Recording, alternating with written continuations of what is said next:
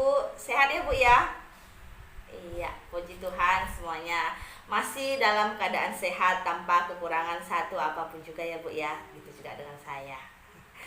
Hari ini kita akan lanjut pembelajaran kita kembali. Tapi sebelum kita lanjut, saya ingin bertanya dulu Bu, masih ada yang ingat nggak bulan lalu itu kita membahas tentang apa? Ya, bulan lalu itu kita membahas tentang CTPS. Apa itu CTPS Bu? Ya, cuci tangan pakai sabun. Udah dipraktekkan belum di rumahnya nih Bu? Atau hanya didengar-dengar? Atau hanya masuk kiri keluar kanan? Oke, mantap ibu-ibu semua ya. Udah dipraktekkan semua di dalam rumahnya. Hari ini kita akan lanjut ke sesi selanjutnya di modul yang ke-7, sesi yang ke-12, yaitu tentang pentingnya menggunakan jamban sehat.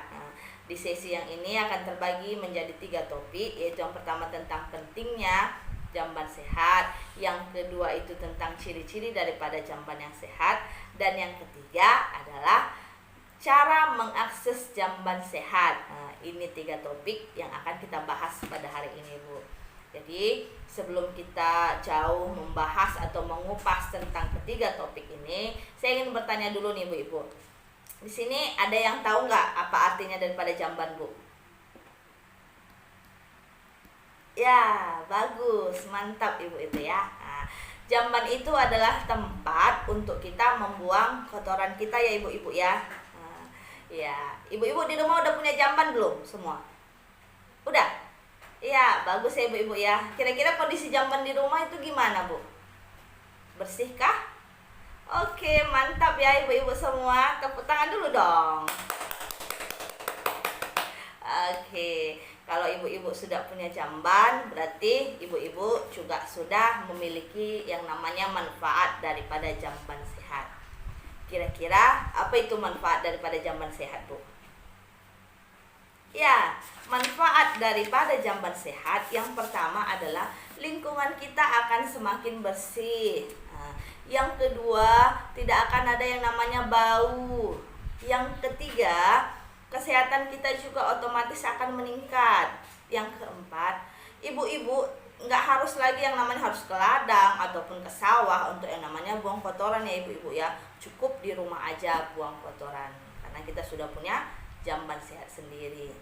Yang kelima adalah memutus rantai penyakit. Ini juga penting Bu.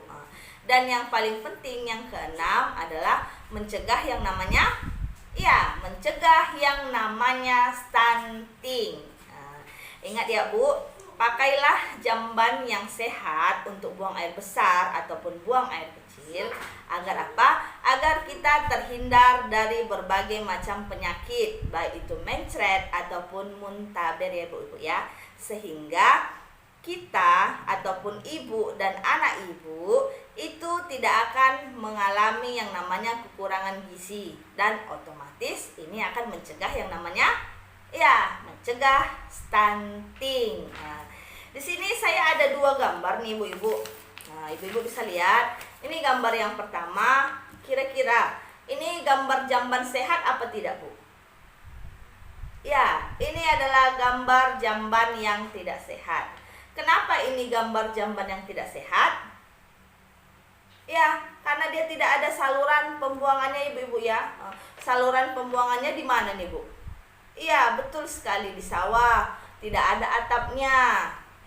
Jadi dia hanya kalau kita buang air besar gitu, cemplung-cemplung katanya aja ke dalam kolam ataupun sawah itu. Padahal nanti di sawahnya itu ada ikannya gitu Bu. Dan ternyata kita makan juga ikan yang di situ. Kan otomatis ikannya juga nggak bergizi ya Bu ya. Masa kita makan yang kayak gitu ya Bu ya? Atau ibu-ibu mau makan yang kayak gitu? Enggak ya Bu ya, saya juga nggak mau.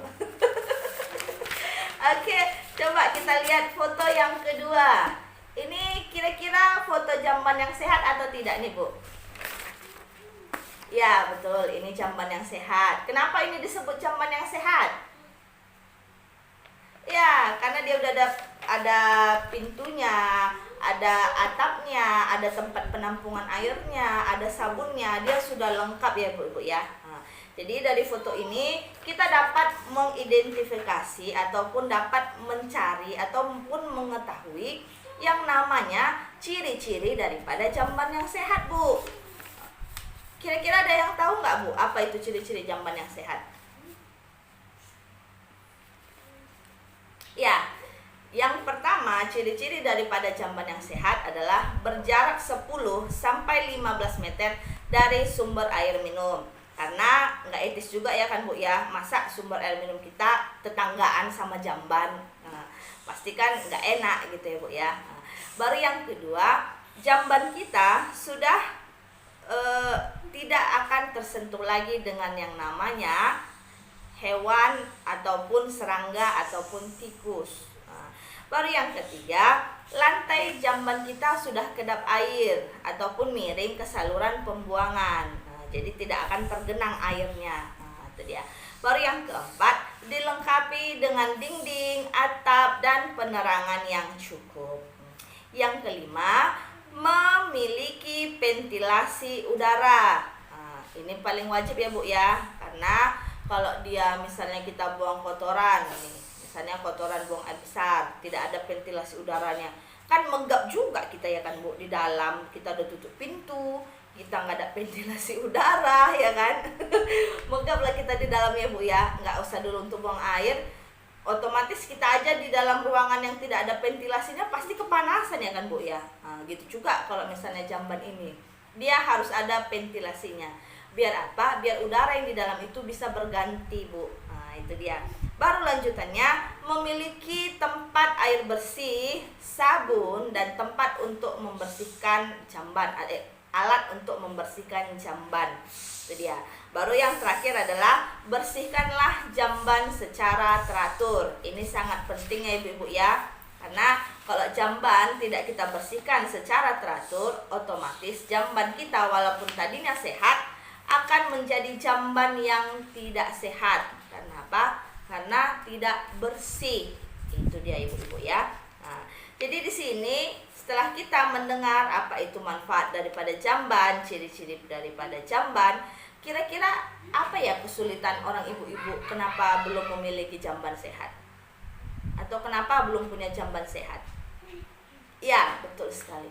Yang pertama itu adalah karena biaya ya ibu-ibu ya. Karena kalau yang namanya buat jamban itu juga butuh biaya. Nah, yang kedua adalah area yang tidak mencukupi. Nah, itu juga adalah penyebab ataupun hambatan tidak bisa memiliki jamban sehat. Nah, tapi walaupun tidak punya jamban sehat, Bu, orang ibu-ibu nggak usah khawatir. Orang ibu-ibu masih bisa menggunakan yang namanya jamban umum. Nah, di sini ada jamban umum, Bu. Ada ya? Oh ya, oh di tengah sana ya, Bu ya. Oh ya, dekat Jambor itu ada jamban umum ya, Bu. Nah, jadi perlu saya kasih tahu juga, Bu, kalau kita menggunakan yang namanya jamban umum, ya dijaga juga lah kebersihannya, Bu. Jangan nanti kita cuman ibaratnya hanya membuang kotoran kita aja, untuk menyiram aja kita nggak mau. Jangan ya, Bu ya. Kita juga harus menjaganya, membersihkannya gitu, Bu. Jadi ibaratnya kita jangan asal pakai, kita juga harus merawat jamban umum kita tersebut ya, Bu ya. Selain itu, kita juga dapat meminta bantuan kepada pemerintah, Bu, melalui forum desa ataupun melalui puskesmas, supaya kita bisa memiliki jamban kita sendiri. Nah, itu dia materi kita pada hari ini, Bu. Sampai sini kira-kira ada yang mau bertanya, Bu? Oke, kalau memang tidak ada yang mau bertanya, berarti saya anggap semuanya sudah mengerti dan paham. Bisa kira-kira dituliskan ya, Bu ya, di bukunya masing-masing. Kira-kira setelah kita pulang dari tempat ini, ibu-ibu itu rencananya mau ngapain? Atau apa yang mau dilakukan untuk jamban sehat di rumah ibu masing-masing? Nah, nanti bulan depan kita akan mereview kira-kira apa yang ibu-ibu tulis itu udah berjalan atau belum di rumahnya masing-masing ya, Ibu ya. Oke, berarti kalau memang sudah tidak ada lagi yang bertanya, berarti pertemuan kita hari ini di modul yang ke-7, di sesi yang ke-12 tentang pentingnya menggunakan jamban sehat sudah selesai. Berarti cukup sekian dan terima kasih. Sampai bertemu kembali di bulan depan.